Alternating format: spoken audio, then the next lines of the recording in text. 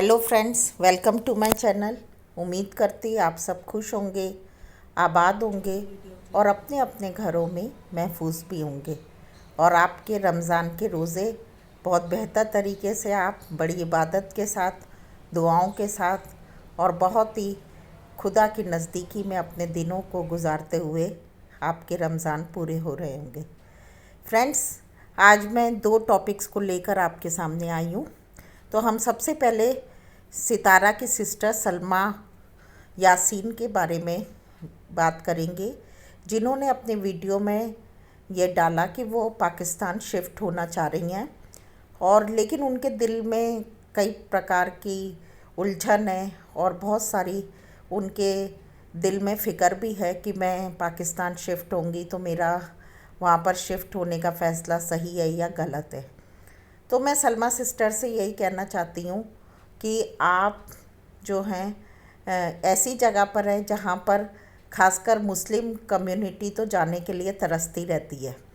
और सऊदीया भी बहुत अच्छी डिसिप्लिन्ड कंट्री है और वहाँ की पढ़ाई भी बहुत अच्छी, क्योंकि मैं वहाँ के कुछ व्लॉग्स को देखती हूँ, जिनमें एक व्लॉग है मॉर्निंग विद सिद्रा, और वो बहुत अच्छी उन लोगों की लाइफ है। उनके बच्चे अच्छी तालीम भी ले रहे हैं सऊदीया में और अच्छे से अपने को अपनी फैमिली रूटीन और अपने सारी चीज़ों को मैनेज करते हुए चल रही हैं। हाँ, लेकिन कई बार क्या होता है कि हमें उतना ही मालूम होता है और वो किस ख्वाहिश को लेके सलमा सिस्टर यहाँ पर शिफ्ट होना चाहती हैं, ये उनकी ज़रूरत उनको मालूम होगी। जो भी है, लेकिन कोई बात नहीं, आप आएँ और पाकिस्तान में रह के 3-4 महीने गुजारने के बाद अगर आपको कंफर्ट लगता है तो आप आ सकती हैं। लेकिन बार बार एक मुल्क से दूसरे मुल्क जाना बहुत बड़ा फ़ैसला होता है और उसके साथ साथ बच्चों की तालीम जो है, एजुकेशन बहुत ज़्यादा डिस्टर्ब हो जाती है। और आपके सब बच्चे उस स्टेज पे हैं जहाँ पर उनको अच्छे से एजुकेशन उनकी रेगुलर होनी चाहिए और वो ताकि अपनी मंजिल तक अच्छे से पहुँच पाएँ। और आप तालीम पे सिस्टर ज़रूर ध्यान दीजिएगा। सलमा सिस्टर को मैं कहना चाहती हूँ कि आपकी बेटियों के लिए, तमन्ना मोना के लिए भी स्पेशली आप ध्यान दीजिए। अगर एक आध साल ज़ाया भी हो गया तो भी उनका एडमिशन करा के उनको रेगुलर एडमिशन स्कूल्स में दिला दीजिए, ताकि आगे की पढ़ाई को वो अच्छे से अपने मुकम्मल तौर से कर पाएँ। उसके बाद मैंने दूसरा टॉपिक लिया है बाबर भाई का। तो बाबर भाई के टॉपिक जो है सबसे ज़्यादा इम्पोर्टेंट है। जैसे मैं अभी कई रिएक्शन वीडियोस भी देखती हूँ, फिर सितारा के वीडियो में भी था जो खालिद अमीन है, उन्होंने कुरान पाक लेकर कुछ बातों को कहा। तो सबसे ज़्यादा तो मुझे, मैं सच बता रही हूँ कि मेरा दिल इतना दुखी होता है जब हर बात में, छोटी छोटी बातों में खुदा का नाम लिया जाता है और कुरान पाक लाई जाती, क्योंकि खुदा इतना पाक है। हमारा आसमानी बाप जो है, हमारा परवरदिगार जो है, वो इतना पाक खुदा है। और ऊपर से फिर कुरान पाक को लाकर और बार बार खुदा का नाम ले लेके किसी बात की दलीलें देना, ये अच्छी बात नहीं होती है। उससे पहले भी कुछ दिन पहले साजिद भाई ने भी, मुस्तफ़ा साजिद ब्लॉग में जो साजिद भाई ने, सितारा के हस्बैंड ने ये डाला था कि इन दिनों रमज़ान के शैतान खुल गए हैं और रमज़ान के शैतान घूम रहे हैं। मैंने तो आज तक नहीं सुना रमज़ान के शैतान के बारे में, आपको मालूम हो तो आप ही जाने। दूसरी बात, बाबर भाई ने भी वीडियो में डाला कि शैतान तो इन दिनों कैद हो जाती हैं और लेकिन अभी शैतान का काम कर रहे हैं। देखिए, मैं एक बात कहना चाहती हूँ कि शैतान कौन है? किसने आज तक शैतान को देखा है? शैतान कोई नहीं है।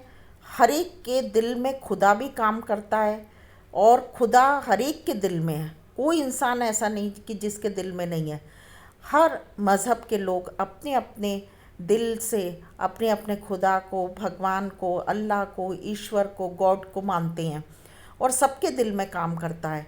लेकिन जब इंसान के दिल से उसके मालिक का खौफ जो है, उसके खुदा का खौफ जो है निकल जाता है, तो वो इंसान शैतान के रूप में काम करने लगता है। और फिर जब इंसान अपनी राह को गलत चुन लेता है, उसका ज़मीर ख़त्म हो जाता है, उसके अंदर की आवाज़ वो खुदा की जो आती है उसको सुनना बंद करके वो अपनी मन मर्जी करने लगता है, तो वो इंसान ही शैतान के रूप में काम करने लगता है। जैसे जो खुदा के बंदे होते हैं, जैसे मूसा था, मूसा से खुदा रूबरू होकर बात करते थे। लेकिन फ़िरौन राजा जो थे, वो फ़िरौन के बारे में आप जानते होंगे कि फ़िरौन क्या करता था। वो उसने हमेशा जो भी उसको खुदा ने कहा उसके गलत काम किया, और उ, उसकी उससे खुदा कई बार खुदा ने अपनी नाराज़गी को दिखाया फ़िरौन के लिए, और हमेशा उसको सज़ा भी मिली। तो हम इंसान ही जो हैं वो शैतान के रूप में काम करते रहती हैं इधर उधर।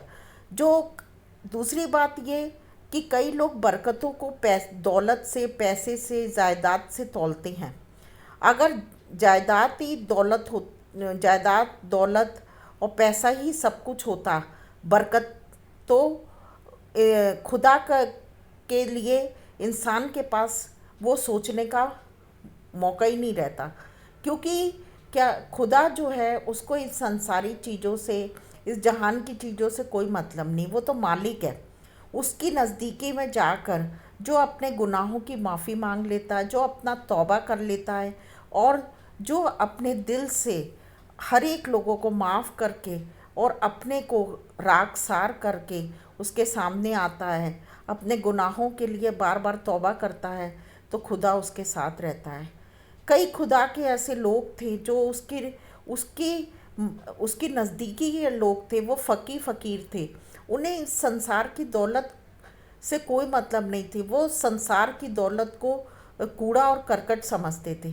क्योंकि उनके लिए खुदा की जो बरकतें हैं, उनके दिल में जो खुदा काम कर रहा है, उनका जो ईमान खुदा में इतना मजबूत है, और खुदा उनके ईमान के मुताबिक जो उनकी ज़िंदगी में काम करता है, उनके लिए वही सबसे बड़ी दौलत थी।